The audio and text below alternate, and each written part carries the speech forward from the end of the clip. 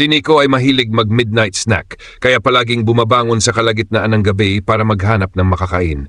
Isang gabi, gutom na gutom siya, kaya bumaba siya sa kusina at dumiretso sa refrigerator. Pagbukas niya, laking gulat niya nang makakita ng isang pamilyar na anyo, isang multong kumakain ng hotdog.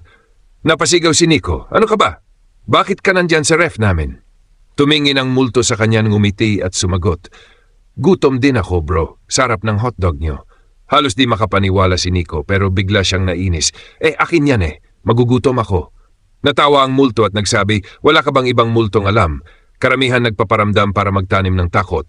Ako nagpaparamdam para magtanim ng gutom. Tara, kain tayo." Nagulat si Nico pero natawa na rin. "Sige na nga, pero sa susunod, magdala ka naman ng sarili mong hotdog."